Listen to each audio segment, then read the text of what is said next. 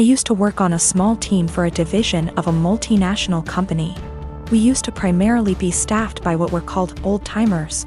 Basically people who were close to being of a pensionable age who didn't want the hustle. That culture shifted and a lot of young blood has been brought in.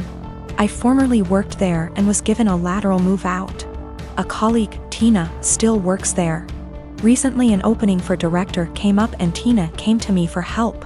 She's been doing overtime and working hard to get noticed for this position. She's well qualified for it and has extensive experience at the company, so she was given a chance to interview for it. Tina is a single mother who has overcome poverty in childhood, racists / bigots in the industry, and worked hard to support her kids. She's had health issues but always fought hard. Tina is tenacious and hardworking, but there are issues. She struggles in some areas, and while she'd definitely make a great director as she's contentious, kind and courteous, the role is evolving and may be a bit of a stretch. Nonetheless, I helped her with her application and presentation. Beyond being colleagues, she and I are friends. We spend a lot of time outside of work together. We're the only women of color in our respective areas, and share a lot of our deep feelings and thoughts. She worked hard and put together a good presentation. I was really proud of her. She presented this morning at 9:30 and got through it and was out by 10 o'clock.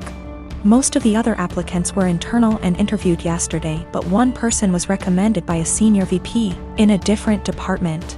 The guy who was recommended is a 30-year-old hotshot.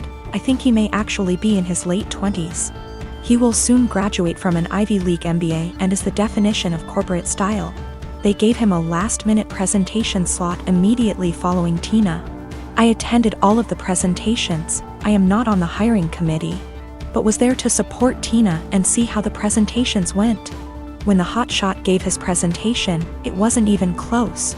The 20 of us sat in the room and were dumbfounded.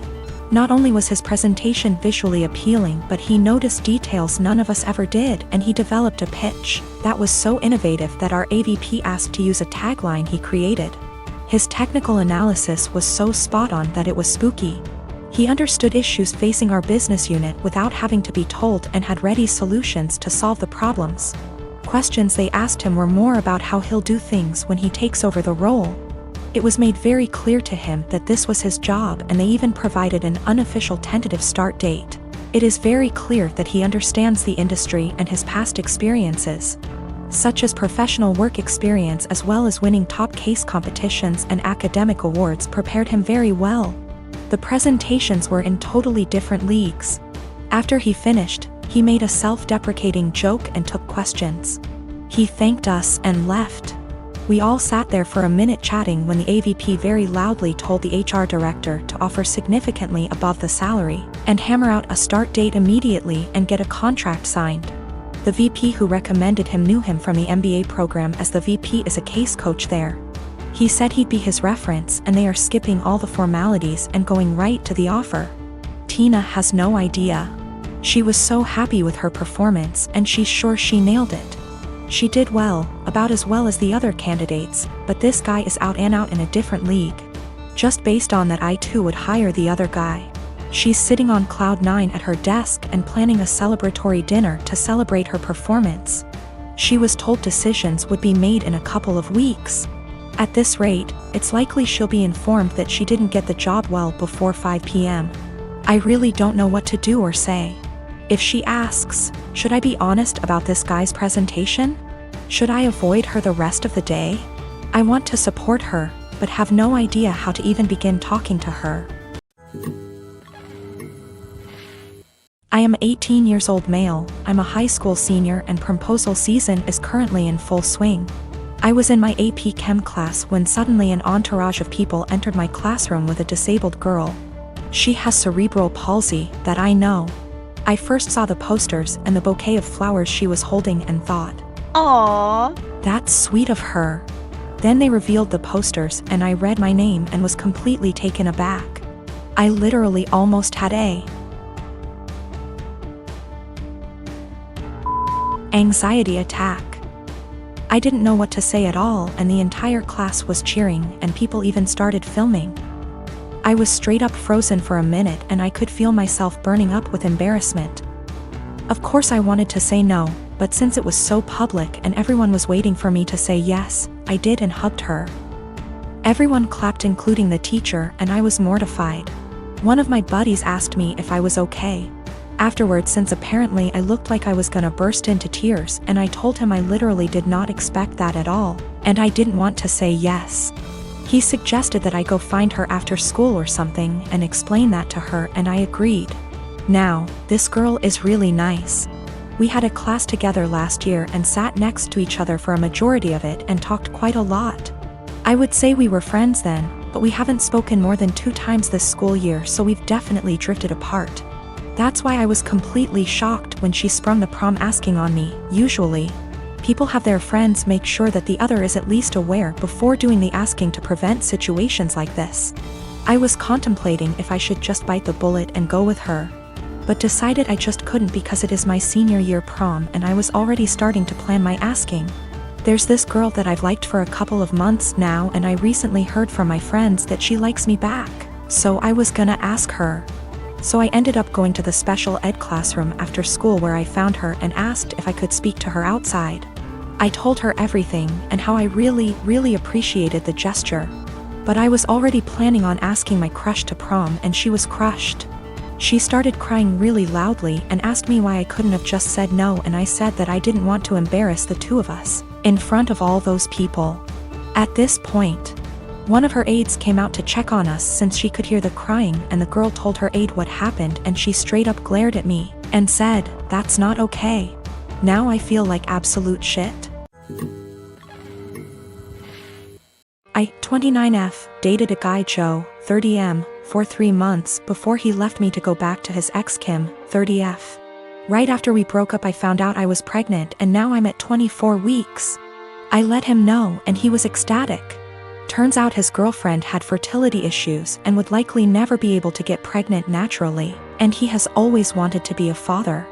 Getting back together was out of the question for both of us, so he's still with his girlfriend. Joe was only allowed at the initial appointment because of COVID-19, and we found out I was having twins. According to Joe, when he told Kim, she had a mental breakdown about her infertility and wanted to talk to me. I met them at their house, and Kim stated that she wanted to be involved in my pregnancy because she would eventually be the children's stepmother. She started telling me that I needed to do a home birth, that I needed to formula feed so that they could have the babies half of the week, that she wanted 1 boy and 1 girl, and that she wanted the kid to call her mama since they would be calling me mommy. I shut her down and said I would make the best choices for my children and my body and left. Kim continued to be overbearing and texting me every day about my eating habits, exercise habits, and ing about how her job wouldn't let her take maternity leave.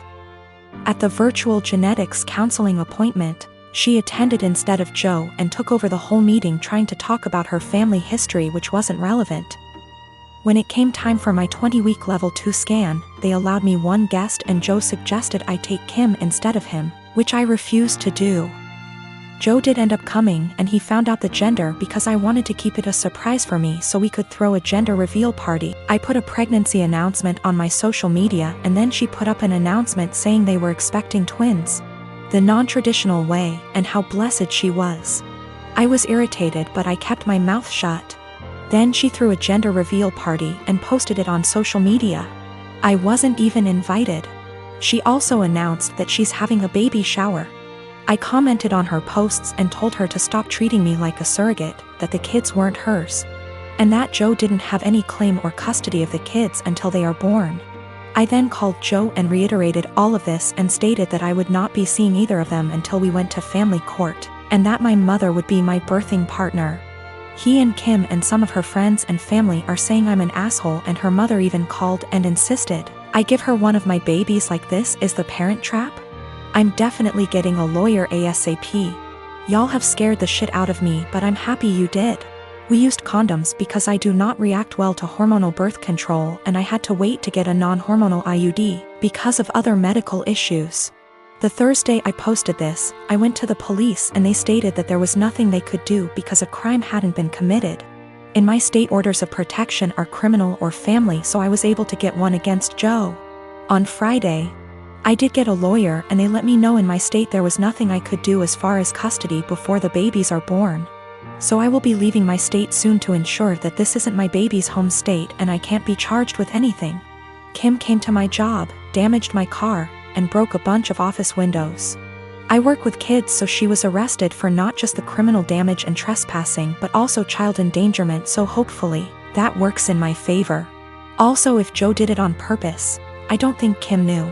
Because she was screaming at me about how I stole her life and everything I had was supposed to be hers. I have orders of protection against both Kim and Joe. I left the state anyway and Joe and Kim started harassing me again because there's no legal jurisdiction when you leave the state. But I have enough evidence that I was able to press charges in my current state as well and will be pursuing a restraining order here. I am a 35-year-old female, been with my fiancé for 3 years. We both work and we both share rent and other expenses. But my fiancé is currently looking for a new job. He lost his old job 3 months ago. My family lives 30 minutes away, and although it's been difficult this year, I decided to get my brother, who has a chronic condition and struggled a lot lately and was in the hospital for a few days for anemia. The one thing he's been wanting for some time. I got him an Xbox that cost me $300. He was so happy and I'm glad I was able to cheer him up during those times. My fiancé received a few gifts from his family, but he wasn't happy with any of them. I got him a perfume and he liked it. We were visiting my family and we had dinner with them. My fiancé looked at the Xbox I got for my brother and didn't stop talking about it. My parents noticed. I told him to stop complaining about what he got / didn't get this year. That made them uncomfortable, especially since they've been dealing with my brother's health issues and needed to relax. We got home and my fiancé took something from the closet and left for about an hour. I was asleep when he came back. In the morning, I was surprised to find my brother's Xbox in the closet. I woke him and asked him about it. Turned out he dropped me off, drove back to my family's house and exchanged the gift his aunt gave him, a $14 fancy pen, with my brother's Xbox. He said that my brother was happy to exchange gifts. I was so mad. I told him this wasn't for him and he basically took something that is not his.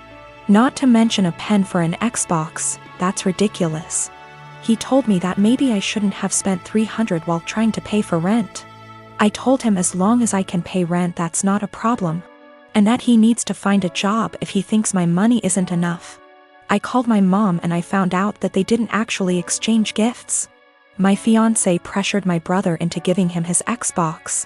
I was livid and so mad. I told him to take the Xbox back to my brother, but he said it was between him and my brother, but I insisted. He refused, so I ended up taking it myself. My fiancé argued when I took it and said that I was pressuring him and treating him poorly and have no respect for his feelings. I told him he was wrong to make my brother give him his gift and causing him stress and ruining his joy. I apologized to my brother and my parents and I felt awful because of how my fiancé behaved. My fiancé isn't talking to me, saying that I have no consideration for his feelings and not understanding how he feels, not having money to buy himself the things he likes. I'm surprised because he has never done anything like this before. I get that he's struggling with finding a job, but this is not an excuse.